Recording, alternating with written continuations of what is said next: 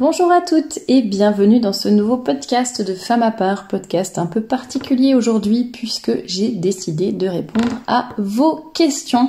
Je vous avais mis une boîte à questions sur Instagram, si vous ne me suivez pas là-bas, n'hésitez pas à le faire. Je vous mets le lien, comme d'habitude, en barre d'informations, juste en dessous de cette vidéo. Je vous ai donc demandé de me poser vos questions. J'en ai sélectionné quelques-unes sur des sujets très, très divers.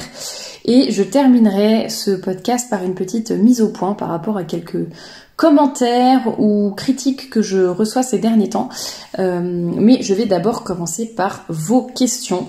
J'essaierai d'y répondre de la façon la plus claire et la plus complète possible. Et en même temps, le but est d'avoir un podcast peut-être un peu plus léger sur des sujets variés. Donc voilà pour l'introduction de ce podcast. Et sans plus attendre, nous pouvons commencer. Et aussi quand même, dernière petite parenthèse, vous trouverez en barre d'infos comme d'habitude le lien vers le blog, la boutique, pour vous inscrire à la newsletter, etc. Donc n'hésitez pas à regarder, surtout si vous êtes nouveau venu sur cette chaîne. Et d'ailleurs, merci beaucoup, nous avons passé les 10 000 abonnés sur YouTube, j'y pense, c'est la premier podcast que j'enregistre depuis qu'on a passé cette barre symbolique des 10 000 abonnés. Donc merci beaucoup pour votre fidélité. Alors première question que j'ai sélectionnée, comment faire pour trouver un mari quand on est converti ? Alors je ne sais pas si le fait d'être converti a un impact spécial ou pas, mais peut-être que du coup ça nous effraie un peu plus, ou qu'on a l'impression de ne pas avoir tous les codes, toutes les manières de faire du monde catholique et qu'on ne sait pas trop sur quel pied danser, j'allais dire, et comment faire pour trouver quelqu'un ou pour se mettre à fréquenter quelqu'un. Alors on en a parlé un petit peu dans les entrevues pétillantes que l'on fait avec Anne-Claire, donc n'hésitez pas à aller les écouter. Il y a une playlist qui s'appelle Entrevues pétillantes. Et vous trouverez toutes celles qu'on a fait sur les fiançailles, le mariage, rencontrer l'homme idéal, etc. Donc n'hésitez pas à vous y référer parce qu'on en a déjà pas mal parlé. Et Anne-Claire est mariée, donc je pense qu'on se complète aussi assez bien. On n'a pas forcément exactement le même point de vue ou les mêmes expériences, mais ça peut être intéressant pour vous d'aller écouter ces entrevues pétillantes. Alors moi je dirais, la première chose que je dirais qui me paraît assez évidente, mais c'est déjà en fait aller dans des endroits où on est susceptible de rencontrer quelqu'un de catholique. Donc par exemple, n'allez pas en boîte de nuit, voilà. Celles qui espèrent trouver un mari catholique et en allant dans des endroits qui sont peu fréquentables par les catholiques ou alors où il y a très peu de chances de trouver un homme vraiment bien, un homme de valeur, etc. Bon bah forcément déjà on part un petit peu du mauvais pied. Alors j'entends déjà les mauvaises langues qui vont me dire mais attends, il y a aussi des gens bien en boîte de nuit ou dans tels endroits. Oui d'accord, enfin bon, ça reste aussi des exceptions. Et essayons de donner un peu des règles générales qui peuvent s'appliquer au plus de monde possible. Vous pouvez également vous rencontrer éventuellement à des endroits, à des occasions pour lesquelles vous partagez des intérêts communs. Ça peut être pour un sport, ça peut être pour une association, du bénévolat, etc. Si vous avez une passion pour le volleyball, pour je sais pas, du bénévolat auprès de personnes âgées ou ce genre de choses, n'hésitez pas aussi à faire toutes ces activités qui vous permettront peut-être de rencontrer quelqu'un avec qui vous aurez déjà au moins certaines choses en commun. On parle parfois des pèlerinages, du cercle de la paroisse tout simplement, des jeunes pros, etc. Tous les groupes en fait qui gravitent autour de la paroisse. Ça peut être vraiment une bonne idée. Alors, on ne va pas en pèlerinage pour se marier ou pour se trouver un mari, on est bien d'accord, on y va en premier pour prier, pour avoir certaines dévotions, etc., confier des intentions spéciales, mais il n'empêche que c'est là qu'on va rencontrer des personnes catholiques, donc c'est peut-être là que vous allez rencontrer votre futur mari. Pour les groupes de la paroisse, je pense notamment à tout ce qui est jeunes pros, la chorale, les maraudes, parfois il y a des journées spéciales, des journées paroissiales, des kermesses, etc., donc ça peut être aussi un moyen de rencontrer quelqu'un de catholique. Priez aussi pour votre futur mari, j'en avais déjà parlé dans d'autres podcasts, mais c'est vraiment super important de prier pour son futur mari en tant que tel, mais aussi de prier pour le trouver, voilà, s'il est un petit peu caché ou qu'il a du mal à se révéler, voilà. Vous pouvez prier, c'est évidemment une très bonne solution, faire des neuvaines, confier ça à la Sainte Vierge, etc. Et ce qui peut être bien aussi, ce sont les sorties en groupe ou entre amis, mais pas juste à 2 ou à 3, mais parfois être une dizaine d'amis qui partent à la campagne, faire un week-end ou telle activité de randonnée ou je ne sais quoi, ça peut être vraiment sympathique, ou je sais pas, une soirée jeu de société, enfin peu importe, mais je trouve ça vraiment sympathique quand on est plusieurs. Nous, c'est vrai qu'on faisait ça à une époque, je faisais partie d'un groupe de jeunes où il y avait un peu, entre guillemets, tous les âges, enfin ça restait jeune, mais ça pouvait aller quand même de 17, 18 ans jusqu'à peut-être 35 ans, 40 ans. Et hommes, enfin mixtes, hommes comme femmes. Après, il faut faire évidemment attention si vous partez en week-end ensemble, et il faut bien se tenir, etc. Mais globalement, je trouve que c'est une bonne façon de passer du temps avec des gens bien, des personnes saines, des personnes catholiques, avec des bonnes activités, et ça permet de faire connaissance avec certains jeunes hommes, mais dans un cadre qui est tout à fait propice, qui est vraiment sain, S-A-I-N, et on peut faire connaissance sans être gêné. J'allais dire, parce que c'est pas une rencontre organisée, c'est pas tiens, je te verrai bien avec un tel, hop, je vous organise tous les deux une rencontre, et puis chacun sait que l'autre essaye de le caser avec celui d'en face, enfin bref, et bon, ça peut être un peu plus gênant et un peu moins naturel, alors que si on est dans un groupe, on apprend à se connaître, on apprend aussi à développer de bonnes amitiés, et à connaître les hommes aussi, ça peut être important bien sûr. Connaître leur fonctionnement, etc. et vice-versa, que les hommes connaissent aussi un peu mieux les femmes. Voilà pour mes idées pour cette première question par rapport au fait de se trouver un mari quand on est converti. Deuxième question qui n'a rien à voir, mais vous le verrez, ça va être un podcast assez éclectique. Mais comme ça se prête pas forcément à un podcast dédié à ces sujets en tant que tel, tant mieux, ça me permet de les évoquer brièvement.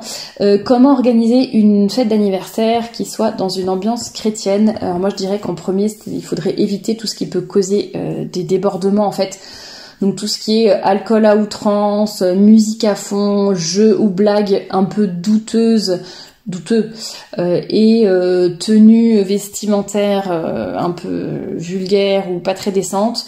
Voilà, tout ça peut être vraiment enfin c'est pas ça peut, mais c'est à éviter, bien évidemment. Et alors je ne dis pas qu'il faut zéro alcool, zéro musique, c'est pas ça, mais bon, apprenons à faire des choses de façon assez saine. Alors soit vous pouvez en tant que tel faire une thématique élégante, j'allais dire, pour l'anniversaire, vous allez vite comprendre. J'ai une amie qui se reconnaîtra, qui avait fait par exemple pour ses 30 ans, enfin je crois qu'elles étaient 2 à faire leurs 30 ans en même temps, et elles avaient invité des amis pour une garden party. Donc c'était la thématique garden party et robe longue, et alors je dis pas qu'il faut faire ça tout le temps, mais c'est ce que j'appelle une thématique entre guillemets élégante. C'est sympathique une fois de s'habiller bien, d'essayer de faire les choses un peu d'une façon chic, etc. Et d'avoir effectivement aussi des activités qui sont saines. Il y a beaucoup de jeux qu'on peut faire en extérieur ou en intérieur, que ce soit des jeux de société, ou je pense au mulky, ou plein de la pétanque même, enfin j'en sais rien, mais des choses qui sont quand même assez drôles et sympathiques et bon enfant, qu'on peut faire à l'extérieur ou à l'intérieur. Ça va être des danses folkloriques aussi, enfin il y a beaucoup d'accord, qui permettent de passer un bon moment, de bien se connaître, d'échanger, de pouvoir parler aussi. Vous voyez, quand c'est alcool à outrance, musique à fond dans les oreilles, et qu'en fait on n'arrive même pas à se parler, qu'on est tous plus ou moins bourrés, ou en tout cas bien pompettes, et que du coup tout le monde est très désinhibé, donc il y a beaucoup de cris, beaucoup de rires, beaucoup d'exagérations, de blagues un peu limites, etc. Enfin, c'est comme ça que ça peut très vite déborder, alors que quand on reste sur une ambiance bon enfant et avec des personnes sur lesquelles on peut compter, ça dépend peut-être des personnes que vous allez inviter également, chose à quoi il faut faire attention à ça, et vous-même être exemplaire en fait. Parce que généralement, si vous êtes exemplaire, vous vous tenez bien, vous ne vous laissez pas aller. Je dis n'importe quoi, mais par exemple, rien que sur la façon de se tenir, par exemple, si tout le monde est étalé par terre, dans l'herbe, à moitié allongés les uns sur les autres, en train de papoter, bon, ça peut vite faire des débordements ou une ambiance un petit peu malsaine, alors que si chacun est assis de façon élégante ou en tout cas de façon décente tout simplement, mais assis correctement autour d'une table ou je ne sais quoi, forcément ça va pas être la même ambiance. Et donc justement nous-mêmes soyons exemplaires dans ce genre de situation bien sûr, et essayons de ne pas permettre les débordements en fait. Justement, si vous voyez quelqu'un qui commence à mal se comporter, à commencer à un peu trop boire, à taquiner, je sais pas, un garçon par exemple qui commence à être un peu trop lourd avec les filles, etc. Ben justement, faut recadrer tout de suite pour éviter les débordements. Après, c'est mieux si on les empêche en amont, mais ça peut aussi se faire après. Troisième question qui rejoint un tout petit peu la première sur certaines choses. Comment faire pour s'intégrer dans une nouvelle paroisse et rencontrer des nouveaux catholiques? Alors moi je trouve que la meilleure solution c'est en fait d'intégrer des groupes de la paroisse, c'est-à-dire vous proposez si vous pouvez chanter à la chorale par exemple, faire partie des jeunes pros, parfois il y a des mamans qui s'associent pour faire le ménage de la chapelle ou pour faire s'occuper de la kermesse, s'occuper des braderies, ou enfin il y a plein d'activités où comment ça s'appelle, pas récurer mais faire briller les chandeliers et tout. Il y a un mot que j'oublie. Mais patiner, non. Bon, vous retrouverez ça et vous me le direz. Ça m'échappe.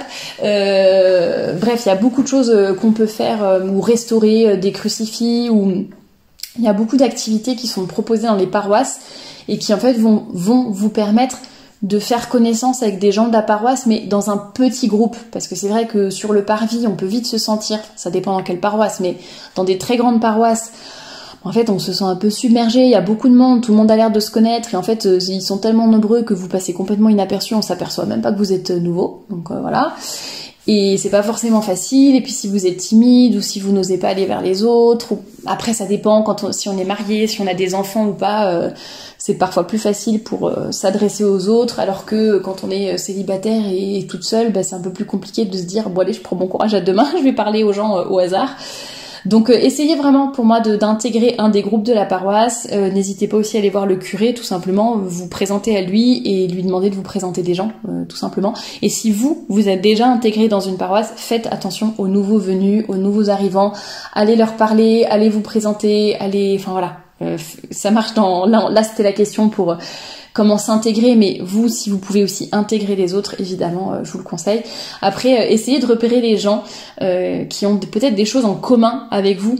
Ça peut arriver, par exemple, un truc un peu bête, mais vous sortez pendant la messe ou pendant le sermon parce que votre enfant commence à faire du bruit, et y a d'autres mamans qui sortent à ce moment-là aussi. Bon, voilà, ça peut être, je dis pas qu'il faut non plus papoter pendant toute la messe au lieu de suivre sa messe, mais vous voyez, ça peut permettre d'engager une conversation, ah bah tiens, vous aussi, il est un petit peu, il était un peu ronchon ce matin, Pierre, Paul, Jacques, enfin peu importe. Vous voyez ce que je veux dire, ça peut être aussi ça. J'avais noté aussi, mais parce qu'il y en a l'une d'entre vous qui m'a raconté ça il y a pas longtemps, mais repérer quelqu'un qui porte une robe femme à part, par exemple, ça peut être aussi le premier pas, ça peut être un peu vous permettre d'engager la conversation. Il y en a une qui m'a raconté ça, l'une d'entre vous, qui m'a raconté ça il y a pas longtemps, et c'est vrai que moi j'en vois régulièrement, et parfois ça permet de dire un petit mot gentil, ou vous voyez, de faire un compliment sur la tenue de quelqu'un, même si c'est pas une robe femme à part, mais oh là là, votre robe est magnifique, hop, on engage la conversation, et évidemment, faut le penser, mais vous voyez ce que je veux dire, ça peut être, ou demander exprès un renseignement, même si c'est quelque chose que vous savez, mais excusez-moi, j'ai pas vraiment retenu ce qu'il a dit dans les annonces, le prêtre, est-ce que vous pouvez me redonner l'horaire de la messe mercredi, j'en sais rien, mais vous voyez, ça peut être un peu un prétexte, quoi, pour engager la conversation. Évidemment, essayez de rester discuter sur le parvis après la messe. Et puis, autant que vous pouvez participer aux activités, aux journées paroissiales, ça c'est un peu ce que j'ai mentionné par rapport à la première question, mais se mettre dans l'organisation des choses, ça permet aussi, je sais pas, quand il y a la venue de quelqu'un de spécial, un vin d'honneur qui est organisé, une kermesse, etc., proposer ces services, ça vous permet d'être dans l'équipe d'organisation, de rencontrer d'autres mamans, d'être vu, pas dans le sens vanité ou tiens je vais me mettre en avant, mais voilà, on va vous repérer, on va savoir comment vous vous appelez, ah oui, elle avait participé à telle chose. Bon, ça peut aussi vous permettre de vous intégrer plus facilement. Autre question, peut-on porter des jupes à fleurs au travail? La réponse va être assez rapide. En fait, il n'y a pas de contre-indication, mais en fait ça dépend complètement de l'entreprise dans laquelle vous êtes. Ça dépend du code vestimentaire en vigueur, ça dépend du poste que vous occupez. Personnellement, je sais que dans mon entreprise, y en a qui viennent en short et en tongs l'été, donc pour vous dire, c'est assez libre. Bon, moi je le ferai jamais. Une robe à fleurs, ça poserait aucun problème. Enfin, une jupe à fleurs, peu importe, mais même les tenues un petit peu plus extravagantes, entre guillemets, moi je sais que c'est très très bien accepté dans mon entreprise. Après, ça dépend des entreprises. Ça dépend du poste que vous occupez, si vous avez des responsabilités ou non, si vous voyez des clients ou pas, si vous êtes en télétravail, n'est-ce pas ? C'est pas la même chose non plus. Donc moi je vois pas de contre-indication spéciale, mais vraiment, ça dépend de chaque entreprise. Donc à vous de vous renseigner et de voir. Et en tout cas, si vous n'avez pas de code vestimentaire spécial dans votre entreprise, enfin... Vraiment, jupe à fleurs, je vois pas en quoi c'est quelque chose d'extravagant ou vous m'auriez dit adopter la mode des années 20 et aller au bureau comme ça. Bon, j'allais dire c'est peut-être pas très adapté, j'en sais rien. Mais une jupe à fleurs, pour moi, c'est tout ce qu'il y a de plus à la fois classique et féminin, élégant. Enfin, voilà. N'hésitez pas à vous lancer, tout simplement.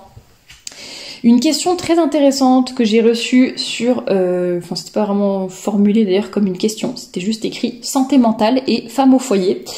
Donc j'imagine comment faire pour préserver sa santé mentale quand on est femme au foyer. Donc moi j'avais noté notamment quelques idées, être bien entourée. Donc ça peut être sur les réseaux, hein. Parfois il y a des groupes de soutien, ou bien entouré par sa famille, par ses amis. J'avais noté aussi communiquer plus avec son mari, pour que notre mari sache ce que nous faisons quand nous sommes à la maison, qu'il ait conscience du travail accompli, qu'il ait conscience de vos besoins aussi, de votre besoin peut-être d'avoir de temps en temps 1 heure pour vous, etc. ou plus. Il y a beaucoup de choses d'ailleurs par rapport à ça qui sont très bien expliquées dans le manuel de survie d'une mère de famille de Oli Pierlot. Il y a aussi le manuel d'une femme au foyer, là j'ai oublié l'auteur, mais dans la bibliographie vous le trouverez. Il y a plein de livres comme ça qui peuvent vous aider par rapport à ça. Il y a aussi le groupe par exemple Fabuleuse au foyer qui soutient vraiment les mères au foyer. Vous pouvez trouver pas mal de conseils, de soutien, justement une communauté, etc. pour vous aider. Savoir prendre du temps pour son couple, savoir prendre du temps pour soi. On ne se réduit pas au fait d'être mère au foyer et de faire toutes les tâches domestiques, bien sûr. Et c'est important de s'en rendre compte, d'en prendre conscience, que l'entourage en prenne conscience aussi. Et prendre du temps pour soi, ça peut être 1 heure, une journée. J'ai une amie par exemple qui a, quand c'est possible, vous pouvez faire ça, qui a une dame qui vient chez elle, je crois tous les mardis après-midi, quelques heures, tous les mardis après-midi, peut-être l'équivalent de 3 heures je crois, et tous les mardis pendant 3 heures, un peu plus, il y a la sieste des enfants, etc. Elle sait qu'elle est toute seule, elle sait qu'elle n'a pas ses enfants à charge, entre guillemets, et que soit elle s'enferme dans son bureau et elle travaille, elle avance sur certaines choses, soit elle peut sortir, aller voir une amie, etc. Même sans avoir quelqu'un pour vous aider, mais vous pouvez vous retrouver, par exemple, entre mamans, je sais qu'il y en a qui font ça, qui se retrouvent toutes chez l'une ou chez l'autre pour repasser en même temps. Elles font leur pile de repassage pendant 2-3 heures, mais elles sont ensemble et elles papotent. Ça peut être pour faire de la couture ou autre, hein. Il y a aussi comment ça s'appelle, SOS Calvaire, mais version femme là, qui restaure des crucifix. Bon, ça peut être, mais ça je crois que ça se fait chacune chez soi, mais ça peut être pas mal aussi. Avoir des activités qui vous font vraiment du bien. Il y en a certaines, ça va être le sport, d'autres ça va être juste d'apprécier le silence un peu de temps en temps, la lecture, certaines activités manuelles. Enfin, essayez vraiment de trouver quelque chose qui vous ressource, que ce soit physiquement ou intellectuellement, ou les deux selon vos besoins et vos aspirations. Mais ça c'est hyper important de pas le mettre de côté et d'avoir aussi du temps pour vous. Et puis côté organisation, parce que je pense que ça joue beaucoup par rapport à la santé mentale, à la charge mentale. Côté organisation, on a également avec Anne-Claire enregistré une entrevue pétillante là-dessus, donc n'hésitez pas à aller l'écouter, vous la trouverez sur la chaîne et ça vous donnera pas mal de pistes de réflexion pour vous aider à vous organiser et pourquoi pas gagner un peu de temps ou en tout cas faire un peu diminuer votre charge mentale, si je peux m'exprimer ainsi. Et j'avais noté aussi donner du sens à ce que vous faites. Je pense que quand on fait les choses un peu sous la contrainte et en traînant les pieds et en comprenant pas trop, enfin voilà, ça va être un petit peu difficile peut-être de tenir le cap et sur la durée en fait, et de se sentir bien, épanoui, et de pas tomber ni dans la dépression ni quoi que ce soit. Et pour vous aider là-dessus, enfin donner du sens à vos actions quotidiennes, même les plus invisibles, les plus ingrates, j'allais dire, il y a le très beau livre de Teresa Dmowska, Les yeux fixés sur le ciel. Il est dans la bibliographie du blog également. Donc vous pouvez aller regarder. Et voilà, une mère de famille qui publie un peu son journal spirituel et qui explique comment elle transforme ses actions quotidiennes en prière ou en voilà, pour avoir un autre but et aller au-delà de ce qu'on peut voir concrètement dans sa maison et dans les tâches qu'on doit faire, là, vider de la vaisselle, changer les couches, etc. Mais leur donner une signification encore plus belle et plus importante. Autre question, où trouvez-vous l'inspiration pour vos podcasts? En fait, je vous pose la question sur Instagram et comme ça me fait des podcasts. Non, je plaisante. Si les FAQ, j'en fais de temps en temps, mais c'est vrai que pas très souvent. Où je puise mon inspiration. Alors, soit c'est un peu des sujets d'actualité que je vois passer et je me dis que ça serait intéressant d'en parler un peu plus longuement en podcast, ou alors parfois il y a des analyses de documentaires. J'avais analysé What is a Woman, j'avais analysé plusieurs documentaires de zones interdites, certains reportages, etc. Ça, je sais que vous aimez beaucoup. Parfois, je m'inspire des sermons que j'ai le dimanche, tout simplement. Il y a des choses parfois qui me parlent et je me dis, ah tiens, ça peut être la perspective de la féminité, de la modestie. Ça peut être intéressant d'en parler. C'est vos demandes aussi. Parfois, vous me dites, tiens, est-ce que vous pourriez approfondir tel et tel sujet? Et ça m'intéresse aussi, donc je me renseigne, je cherche et je sais pas, j'en ai déjà fait sur la colère, sur la susceptibilité, sur la jalousie. La jalousie, vous voyez, j'aurais jamais pensé à faire un podcast là-dessus. Et c'est l'une d'entre vous qui me l'a suggéré. Et en fait, je note quand vous me donnez des idées. Je les fais pas toujours parce que c'est pas toujours pertinent pour la chaîne ou je me sens pas toujours légitime de parler de certains sujets. Mais globalement, je suis aussi vos demandes dès que je le peux, bien sûr. Ou ce que je vois sur les réseaux, parfois je suis vraiment outrée de certaines choses que je lis et sur certains autres comptes, et je me dis non mais il faut vraiment parler d'autres choses, ou quand je vois certains commentaires, je me dis mais en fait il y a des choses qui sont encore pas claires, souvent sur des thématiques un peu polémiques, mais femme au foyer, le pantalon, etc. Je me rends compte qu'il y a toujours les mêmes arguments, enfin les faux débats, etc. Et voilà, j'essaye d'y répondre aussi en podcast. Et un des défauts que j'ai, je pense, c'est que une fois que j'ai parlé de quelque chose, que ce soit sur le blog ou sur la chaîne YouTube, j'ai l'impression que c'est bon, c'est fait, je l'ai dit, j'ai dit tout ce que j'avais à dire et voilà, je vais pas refaire des choses sur les mêmes sujets. Et en fait, je me rends compte que déjà tout le monde ne me suit pas depuis le début, tout le monde n'a pas tout écouté ou n'a pas tout lu, donc c'est pas du tout gênant de reprendre des thématiques que j'ai faites il y a déjà 2-3 ans. Et puis parfois ça fait du bien de réentendre les choses pour celles qui auraient déjà entendu des podcasts ou des articles, voilà, avec certains mêmes sujets qui reviennent, même si j'essaye largement de faire des nouveautés, mais ça peut arriver que je reprenne certaines thématiques et c'est vrai que j'ai toujours l'impression qu'une fois que c'est dit, alors que non, ça fait du bien aussi de répéter, de voir sous un autre angle, une fois par écrit, une fois en podcast. C'est ça que je fais parfois aussi, je vais voir sur le blog ce que j'ai écrit il y a assez longtemps, en 2016, au tout début, ou en 2017, et je me dis tiens, en fait ça j'en ai parlé en article de façon assez succincte, et puis c'était il y a 6 ans, et voilà, pour moi dans ma tête c'est terminé, mais je me dis bah non, mais c'est quelque chose, on peut le reprendre maintenant, en podcast, un peu plus développé, et puis ma pensée a évolué aussi, donc ça peut être comme ça peut être ce que je vis au quotidien, et puis...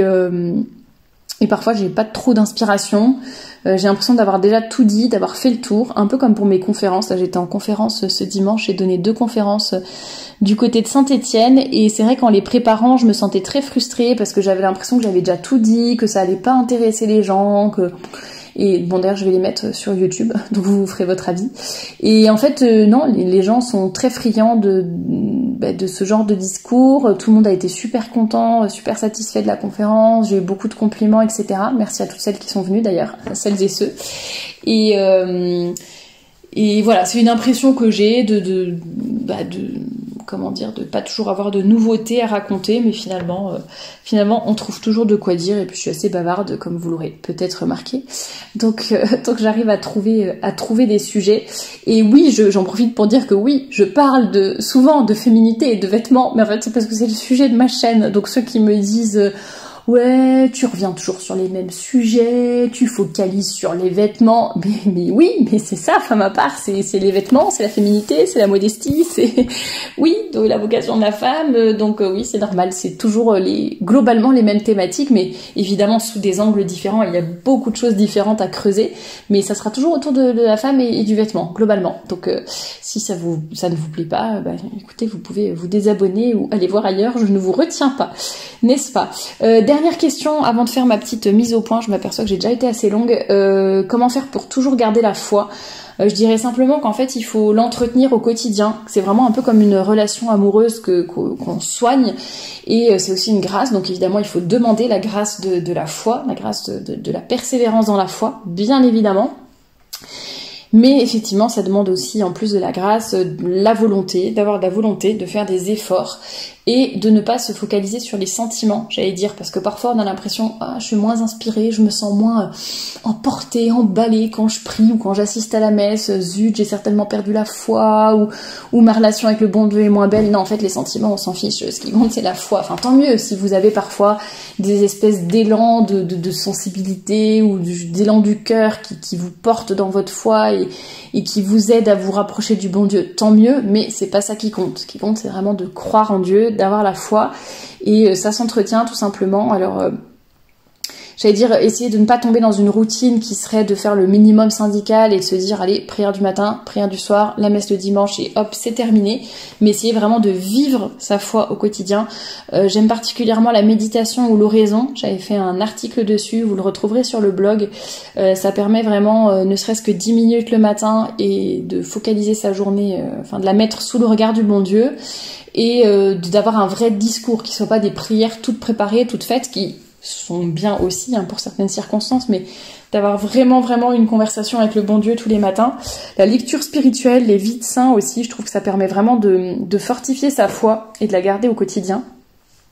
J'avais noté également les prières jaculatoires, donc vous savez, ce sont ces petites prières que l'on peut faire tout au long de la journée. Mon Dieu, je vous aime, cœur sacré de Jésus, j'ai confiance en vous, Notre-Dame, gardez-moi dans la pureté. Enfin, ça peut être mille et une choses que vous inventez d'ailleurs, enfin c'est pas forcément des prières toutes faites, ou le fait de faire son signe de croix quand on passe devant un calvaire ou devant une église, et vraiment essayer d'avoir des petites pensées vers le ciel au quotidien. Et ça rejoint un peu ce qui est dit dans le livre Les yeux fixés sur le ciel, dont je vous ai parlé juste avant. C'est vraiment transformer son travail, ses activités quotidiennes en prière. Tout mettre sous le regard du bon Dieu. Et arrêter un peu essayer de ne pas avoir, je pense que c'est involontaire et inconscient, mais avoir un peu cette... je trouve pas le mot exact, mais peut-être cette dissociation entre la vie de prière et la vie chrétienne. C'est-à-dire, on est chrétien quand on prie, le matin, le soir, à la limite un chapelet et la messe le dimanche, et le reste, en fait, on oublie. On oublie en quelque sorte le bon Dieu. Et en fait, le but, c'est vraiment de tout mettre. Je commence un travail, je le mets sous le regard du bon Dieu et sous son inspiration, je lui demande de l'aide, j'ai eu une belle journée où je vois un beau paysage, où j'ai une belle chose qui m'arrive dans ma vie, hop, tout de suite, j'attends même pas la prière du soir pour remercier le bon Dieu et lui dire combien il est grand et combien je le remercie de son amour ou de ce qu'il met dans ma vie. Enfin, c'est vraiment ce que j'ai dit au début, c'est comme une relation amoureuse, on la soigne, on y fait attention et on essaye d'y être attentif tout simplement pour que ça puisse bien fonctionner dans la durée, n'est-ce pas? Et n'oublions pas les grâces qu'il faut demander, évidemment, comme je le disais tout à l'heure. Voilà pour les questions que j'ai sélectionnées pour cette FAQ. J'espère que ça vous aura plu. C'est un peu différent d'habitude et sur des sujets assez variés, mais j'ai beaucoup aimé vos questions et justement, ça m'a fait plaisir que ça soit sur plusieurs thématiques différentes. Et petite mise au point rapide pour terminer. Grosse réflexion sur les réseaux sociaux, etc. et sur certaines critiques ou remarques que je reçois. Comme je vous l'ai dit tout à l'heure en vous parlant de là où je trouvais l'inspiration pour mes podcasts, par exemple, évidemment, je suis à votre écoute quand vous avez des suggestions, quand vous avez des critiques constructives, si vous voulez entendre plus parler de tel sujet, si vous voulez que j'analyse tel documentaire, j'en sais rien, mais évidemment, d'un certain côté, je m'adapte à mon audience et je réponds à vos demandes dans la mesure du possible, autant que possible, que ce soit par mail, en message privé, etc. sur les réseaux. Il n'y a pas de souci, c'est un échange, j'allais dire. Mais je ne suis pas non plus à votre service, ou je ne suis pas non plus votre esclave. C'est peut-être un mot un peu fort, mais c'est ce que je ressens parfois. Heureusement pas de tout le monde, donc vraiment ne vous sentez pas toutes concernées, ça sert à rien. Voilà, vous ne culpabilisez pas parce que vous m'avez déjà envoyé un mail pour m'envoyer une suggestion, pour me faire une critique constructive. Il y a vraiment pas de problème, c'est pas de vous dont il s'agit dans ces cas-là. Mais par exemple sur Telegram, chaque jour je poste la question d'une d'entre vous, sur plein de sujets différents aussi, c'est toujours très intéressant. Et je sais pas, il y en a qui se vexent parce que je ne veux pas poser la question qu'ils veulent, ou je la pose pas dans l'ordre, donc nanana, etc. Enfin bon bref, il y a des histoires comme ça, mais on se dit mais en fait je vous dois rien. Enfin je le dis pas méchamment, mais on a l'impression qu'il y a des personnes, tout leur est dû. Je suis à leur service, je suis leur petite, je vais pas dire toutou parce que c'est peut-être pas non plus comme ça que les personnes me voient, mais on a l'impression que femme à part est vraiment juste un service, quoi, et alors que non, enfin oui, tant que je peux vous rendre service, vous arranger, faire des thématiques qui vous intéressent, prendre vos suggestions, il y a aucun problème, je le fais et avec grand plaisir, mais je ne me réduis pas à ça, et c'est moi qui vous propose du contenu qui vous intéresse ou pas, qui peut être soumis à suggestion, à critique ou je ne sais quoi, mais c'est moi qui vous propose des choses. Après ça vous va pas, ça vous intéresse moins. Il y en a qui me disent ah bah moi j'écoute pas du tout les podcasts, par contre je raffole des articles sur le blog, ou le contraire, il y en a qui sont pas du tout sur les réseaux sociaux, il y en a qui ne me suivent que sur les réseaux sociaux.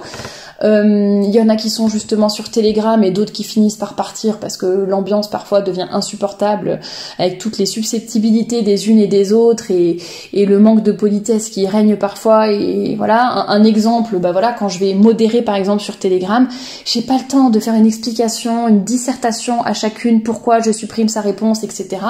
Et on me demande tout le temps de me justifier, quoi. Mais pourquoi avez-vous supprimé ma réponse? Mais pourquoi ceci? Mais pourquoi cela? Mais pourquoi vous n'avez pas supprimé la réponse de telle autre personne? Bon voilà, je fais ce que je peux, j'ai juste une autre vie à côté, je suis pas esclave des réseaux sociaux, je fais au mieux, etc. Après ça reste mon réseau Telegram, je fais ce que je veux, c'est ma chaîne YouTube.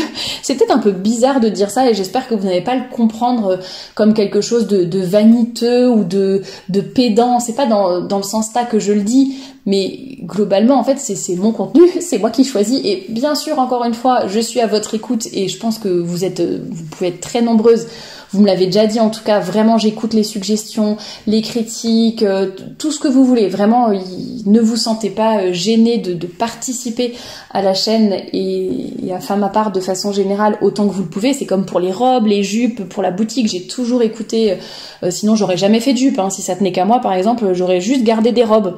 Mais voilà, j'écoute vos suggestions, et puis il y en a qui me disent ça serait bien qu'il y ait plus pour l'allaitement, pour la grossesse, pour je sais pas quoi. J'essaye d'arranger tout le monde au max de ce que je peux, au maximum, mais voilà, tout ça pour dire que ça reste Femme à part, c'est à moi, c'est ma chaîne, c'est mes podcasts, mes réseaux sociaux, mon blog, etc. Et en fait, j'ai pas de compte à vous rendre, c'est plus dans le sens là, c'est pas vous mes patrons, je suis pas votre employé, voilà, c'est peut-être ça le meilleur mot par rapport à esclave, je suis pas votre employé, je ne vous suis pas redevable dans le sens là où j'ai pas un contrat avec vous qui fait que je suis obligée de dire ou de faire telle et telle chose. Donc tant mieux si j'arrive à vous rendre service, à vous faire plaisir, à vous inspirer, et vraiment tant mieux. Et si c'est pas le cas, bah écoutez, si ça vous inspire pas, voilà, passez votre chemin, c'est comme ça. Moi, je suis certaines créatrices de contenu ou youtubeuses, je suis pas forcément bouche bée devant tout ce qu'elles disent. Il y a des contenus qui m'intéressent plus ou moins, il y a des choses qui m'inspirent plus ou moins, des choses avec lesquelles je suis entièrement d'accord et d'autres non. Et si c'est des choses qui m'inspirent pas, bah, je passe mon chemin. Et puis sinon, si la moitié m'intéresse, l'autre moitié non, bah, je fais le tri comme une grande en fait. On est des adultes et je vais pas laisser des commentaires méchants sous chaque chose. Par exemple, si je poste des photos de mes tenues pour essayer de vous inspirer, de vous donner des idées, de vous encourager à porter des robes et des jupes, mais de façon positive, etc. En fait, je m'en fiche que vous aimiez ma tenue, que vous l'aimiez pas, que vous trouvez ça adapté, pas adapté. Enfin, il y a des commentaires, c'est vraiment mesquin. Mais attendez, moi, je présente pas mes tenues pour que vous me fassiez votre rapport. Enfin, j'en ai rien à faire. Désolée.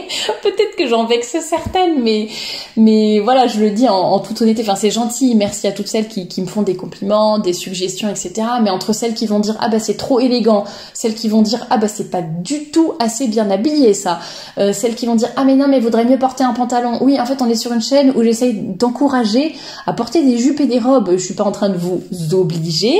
Je ne suis pas en train de dire que vous allez aller en enfer si vous ne faites pas comme moi. Pas du tout. Mais en attendant, arrêtez de faire l'apologie des pantalons et des jupes culottes en permanence sous mes publications. Voilà, ça sert à rien.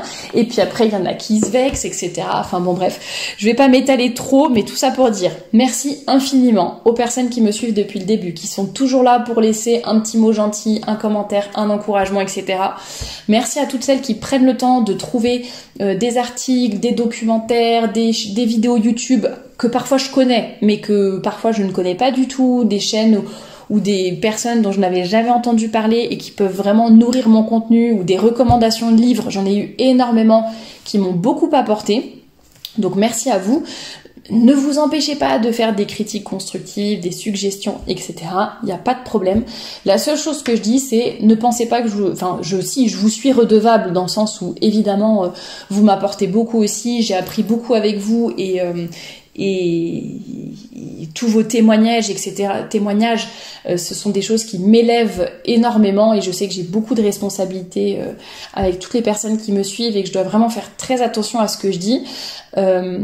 Mais en attendant, voilà, vous n'êtes pas mon patron, je ne suis pas votre employé, et donc ce sont mes réseaux sociaux, donc ne vous vexez pas quand je modère, quand je supprime, voilà, c'est juste que c'est ma chaîne et je fais ce que je veux, voilà, sans vous vexer et sans le dire du tout d'une façon désagréable.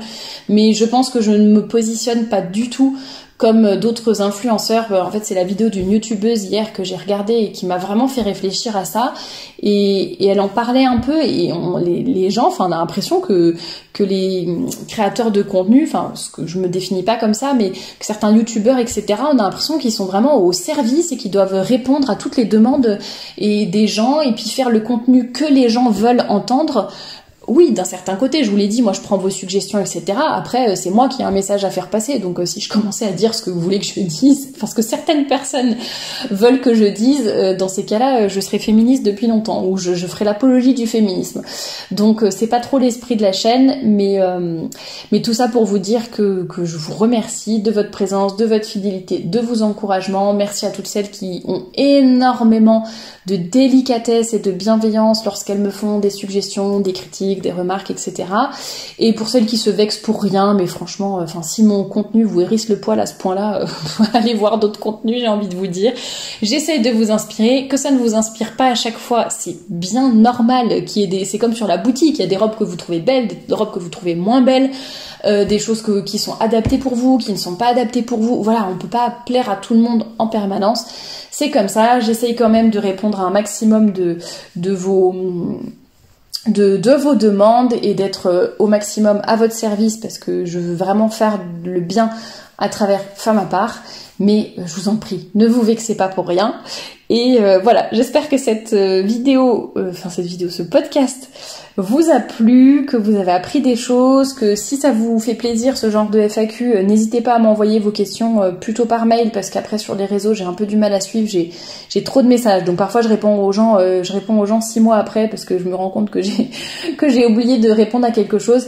Donc n'hésitez pas, plutôt par mail, vous m'envoyez si vous voulez vos questions ou les sujets que vous voulez voir abordés en podcast, et je vous dis à très bientôt pour un nouveau podcast.